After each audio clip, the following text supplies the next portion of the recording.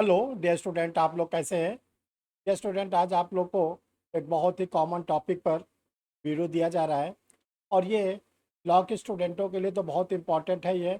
इसके साथ साथ समाज में रहने वाले जो भी लोग भी होते हैं उनके लिए भी बहुत इम्पॉर्टेंट है और वो है lodging of the FIR. Dear student, I am Harsh Bihari Shrivastava, law experts, परीक्षा refresher, online law classes from Allahabad. जिन स्टूडेंटों ने अभी तक परीक्षा रिफ्रेशर यूट्यूब चैनल को सब्सक्राइब नहीं किया है वो जल्दी से जल्दी सब्सक्राइब कर लें, बेल आइकन को प्रेस करें। इससे जो भी आगे का वीडियो आएगा वो आप लोग के सिस्टम पर ऑटोमेटिक मिल जाएगा। आप परीक्षा रिफ्रेशर टेलीग्राम से भी जुड़ सकते हैं। टेलीग्राम पर बहुत से लीगल इवेंट्स आप लोग को पीडीएफ फॉर्म में दिए जाते हैं, उसका भी फ़ायदा आप लोग को मिल सकता है। तो चलिए डियर स्टूडेंट, आज हम लोग अपने टॉपिक पर आते हैं। टॉपिक बहुत ही इंपॉर्टेंट है, बहुत ही यूज़फुल टॉपिक है। एफआईआर। एफआईआर जिसको हम लोग कहते हैं फर्स्ट इंफॉर्मेशन रिपोर्ट। जब हमारे साथ कोई अपराध हो, हमारे परिचित के साथ कोई अपराध हो, तो हम क्या करें? देखिए, यह समाज में रहने वाले हर व्यक्तियों को जानना बहुत ज़रूरी है। जब हमारे साथ कोई अपराध होता है या हमारे परिचित साथ अपराध होता है तो हम राय मशविरा न करें, ना हम अपने चिर परिचितों से राय मशविरा करके तैयारी करें, ऐसा कुछ ना करें। सबसे पहले आप कंसर्न पुलिस स्टेशन पर आप जाकर इसकी सूचना दे दें। फ़ोन से सूचना दे सकते हैं, किसी मैसेंजर को भेज के सूचना दे सकते हैं, व्यक्तिगत रूप में आप जाके बता सकते हैं, रिटर्न फॉर्म में दे सकते हैं। ये सारी सुविधा आप लोग को दी गई है क्योंकि इसका नाम है फर्स्ट इन्फॉर्मेशन। किस चीज़ की फर्स्ट इन्फॉर्मेशन? क्राइम की, ऑफेंस की। जो आपके साथ क्राइम या ऑफेंस हुआ है इसको आप इन्फॉर्म करिए, किसको? कंसर्न पुलिस स्टेशन को। अभी आपको लगता है, कन्फ्यूज़न है कि मेरा पुलिस स्टेशन कौन सा है, क्योंकि शहरों में क्या होता है कि 2-4 किलोमीटर के भीतर 3-3 4-4 पुलिस स्टेशन हो जाते हैं। तो आप किसी भी पुलिस स्टेशन पर जाएंगे आपको तुरंत रेमेडीज़ मिलेगी। और अगर आप ऐसे पुलिस स्टेशन पर गए जो जुरिस्डिक्शंस नहीं रखता, तो ऐसे पुलिस ऑफिसर्स को भी डायरेक्शन दिया गया है कि आप उसको प्राथमिक उपचार दीजिए, जीरो एफआईआर लॉस करिए और फिर उसको कंसर्न पुलिस स्टेशन पर भेजिए। लेकिन तात्कालिक आप उपचार जरूर देंगे, उसको डराएंगे, धमकाएंगे, मना नहीं करेंगे। अब आता है कंसर्न पुलिस स्टेशन पर। कंसर्न पुलिस स्टेशन पर ये कहा गया, ऑनरेबल सुप्रीम कोर्ट की ढेर सारी रूलिंग है कि जब कभी कोई कंप्लेनेंट आए तो आप उसकी कंप्लेंट को लिखो जरूर। आप उसको मना नहीं करोगे, उसको डराओगे नहीं, आप उसको डांटो डपटोगे नहीं। आपको एफआईआर लिखना मैंडेटरी है। लेकिन ये देखा जाता है, आप लोग भी समाज में रहते हैं कि आप जाते हो एफआईआर लिखवाने, आपकी एफआईआर नहीं लिखी जाती या आपको कई दिनों तक दौड़ाया जाता है, आपको परेशान किया जाता है। ये सब कॉग्निजेंस में honourable high court supreme court को भी है और ये चीज़ कॉग्निजेंस में ह्यूमन राइट्स कमीशन को भी है और हम लोग तो डेली देखते ही हैं। तब आप क्या करें? तब आपको बताया गया है कि अगर ऐसी कभी कंडीशन आती है, एफआईआर दर्ज न होने पर क्या करें।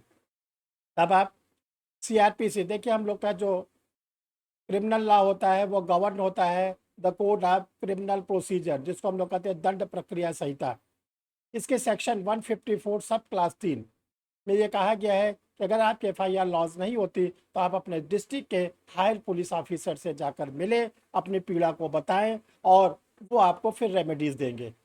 देखिए, ये जो हायर पुलिस ऑफिसर है, जब 1973 में हम लोग की सीआरपीसी बनी थी उस समय हायर पुलिस ऑफिसर के रूप में एसपी, सुपरिटेंडेंट ऑफ पुलिस को सीआरपीसी के बुक में क्या किया गया है? इंगित किया गया है, इंडिकेट किया गया है। लेकिन अब आपके ज़िले में एसपी के ऊपर एसएसपी, आईजी, डीआईजी ढेर सारे ऑफिसर बैठते हैं। आप किसी भी हायर ऑफिसर के पास जाकर इस अपनी सूचना को बता सकते हैं कि मैं थाने गया था, मेरी थाने पर एफआईआर नहीं हुई।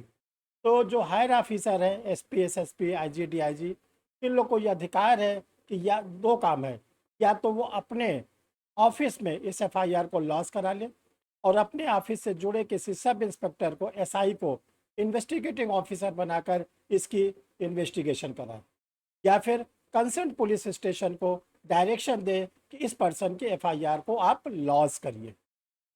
अगर आपका समाधान, आपका सेटिस्फेक्शन, आपका काम हायर ऑफिसर से हो जाता है, आपका काम बन गया। लेकिन कभी कभी ये भी देखा जाता है कि हायर ऑफिसर के जाने के बाद भी आपके काम नहीं हुए, तब आपको फिर सीआरपीसी में अधिकार दिया गया है, सेक्शन 156 सब क्लास 3। इसमें कहा गया है कि जो जुडिशियल मजिस्ट्रेट होते हैं, जो डिस्ट्रिक्ट कोर्ट पे बैठते हैं, जिसको बोलचाल की भाषा में कचहरी कहते हैं, वहाँ पर आप जाएं थ्रू एडवोकेट, और जो आपके थाने के ऊपर जो रिस्ट्रिक्शंस रखने वाले मजिस्ट्रेट हैं उनके सामने आप 156(3) की एप्लीकेशन दीजिए, जिसमें आप इस बात को ज़रूर इंगित करिए कि हमारी एफआईआर न तो थाने पे लिखी गई और न हमारी एफआईआर के बारे में ज़िले के हायर पुलिस ऑफिसर ने कोई इंटरेस्ट लिया, न मुझे कोई रेमेडीज़ दिया, मैं आपकी शरण में आया हूँ।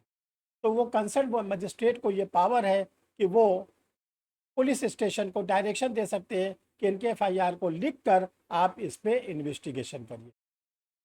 देखिए, दूसरा आपके पास ऑप्शन है कि अगर आप इतनी दौड़ भाग नहीं करना चाहते, बचना चाहते हैं, तो आप डायरेक्ट सेक्शन 200 सीआरपीसी में कंप्लेंट फाइल कर दीजिए। जो कंप्लेंट होती है वो भी कंसर्न जुडिशियल मजिस्ट्रेट के पास होती है, थ्रू एडवोकेट होती है। इसमें आपको फ़ायदा क्या है कि जैसे आपकी कंप्लेंट फाइल हो जाएगी, आपको कोई डेट दे दी जाएगी और जुडिशियल मजिस्ट्रेट आपकी पीड़ा को पूरा ऑन ओथ सुनेंगे। इसके बाद एक्यूज पर्सन को बुलाएंगे, उसको बेल कराना पड़ेगा और आपका मुकदमा आगे चलेगा। तो दोनों सुविधाएं हैं, चाहे आप थाने पर एफआईआर दर्ज करा दें या आप मजिस्ट्रेट के पास कंप्लेंट फाइल कर दें। अब क्वेश्चन ये होता है कि एफआईआर हम लोग इसलिए प्रयास करते हैं कि एफआईआर में क्या होता है, एफआईआर फ्री ऑफ कास्ट होती है, कोई चार्जेस नहीं होती।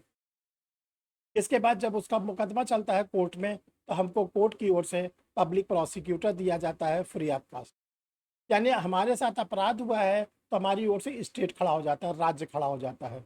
इसलिए क्रिमिनल केसेस में जब लॉजिंग ऑफ द एफआईआर होती है तो केस होता है स्टेट वर्सेस एक्यूज्ड। आपकी ओर से स्टेट खड़ा हो जाता है, आपको कोई पैसे नहीं खर्च करने पड़ते। लेकिन अगर आपने कंप्लेंट केस किया है तो आपको प्राइवेट एडवोकेट करना पड़ेगा और इसके साथ साथ आपको कोर्ट फीस जमा करना पड़ेगा। ये थोड़ा खर्चीला होता है, इसीलिए अधिकांश लोग एफआईआर की ओर भागते हैं। ये स्टूडेंट आप लोग को ये बताना चाहते हैं कि परीक्षा रिफ्रेशर ऑनलाइन लॉ क्लासेस पर आप लोग के लिए एपीओ का बैच और सिविल जज का बैच दोनों स्टार्ट हो रहा है 14 अगस्त 2023 से शाम को 6:30 बजे से 9 बजे। ये क्लास आप लोग की ऑनलाइन स्टार्ट हो रही है। और इसके साथ साथ आपको बताना चाहते हैं कि परीक्षा रिफ्रेशर का ऑफलाइन सिस्टम भी बोर्ड पर आ चुका है और इसकी क्लासेस सिविल इसकी क्लासेस कंपनी बाग में, जो कंपनी बाग चौराहा है उसी के पास एसडी जैन हॉस्टल है, एसडी जैन हॉस्टल के सामने आप लोग को मिलेगा पायनियर ट्यूटोरियल। पायनियर ट्यूटोरियल की बिल्डिंग में परीक्षा रिफ्रेशर की ऑफलाइन क्लासेस भी चलती है। आप लोग अगर ऑनलाइन एडमिशन लेना चाहते हैं तो ये दो आपके सामने व्हाट्सअप नंबर दिए जा रहे हैं। आप किसी भी नंबर पर अपना आधार फेस साइड बैक साइड भेजकर, जो एपीओ का बैच है वो भी 6:30 बजे स्टार्ट हो रहा है और जो सिविल जज का बैच है वो भी 6:30 बजे स्टार्ट हो रहा है। जो पेपर कॉमन है वो पहले 7 चलेंगे, फिर उसके बाद सिविल जज के तो बहुत लंबे कोर्स होते हैं। तो आप लोग डियर स्टूडेंट जल्दी करें, जो भी क्लास से जोड़ना चाहते हैं क्लास से जोड़ो। Thank you my dear.